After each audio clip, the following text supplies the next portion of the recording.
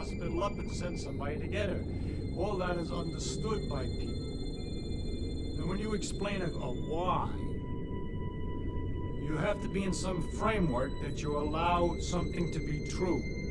Otherwise, you're perpetually asking why. Why did the husband call up the hospital? Because husband is interested in his wife's welfare. Not always. Some husbands aren't interested in their wife's welfare when they're drunk and they're angry. And so you begin to get a very interesting understanding of the world and all its complications. In order to if you try to follow anything up, you go deeper and deeper in various directions. For example, you go, why did she slip on the ice? Well, ice is slippery. Everybody knows that, no problem. But you ask, why is ice slippery? That's kind of curious. Ice is extremely slippery. It's very interesting. You say, how does it work? You could either say, I'm satisfied that you've answered me, ice is slippery, that explains it. Or you could go on and say, why is ice slippery? And then you're involved with something, because there aren't many things as slippery as ice. It's very hard to get greasy stuff, but that's sort of wet and slimy. But a solid that's so slippery, because it is in the case of ice that when you stand on it, they say, momentarily the pressure melts the ice a little bit, so you got a sort of instantaneous water surface on which you're slipping. Why on ice and not on other things? Because ice expands water expands when it freezes, so the pressure tries to undo the expansion and melts it.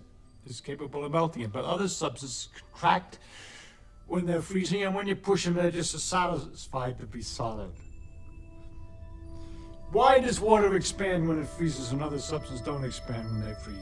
All right? I'm not answering your question, but I'm telling you how difficult the why question is. You have to know what it is that you're permitted to understand and allowed to be understood and known, and what it is you're not. You'll notice in this example that the more I ask why, it gets interesting after all. That's my idea, that the deeper a thing is, the more interesting it is. And we could even go further and say, why did she fall down when she slipped? That has to do with gravity and involves in all the planets and everything else. Never mind, it goes on and on. Now when you ask, for example, why two magnets repel, there are many different levels. It depends on whether you're a student of physics or an ordinary person who doesn't know anything or not. If you're somebody who doesn't know anything at all about it, all I can say is that there's a magnetic force that makes them repel, and that you're feeling that force.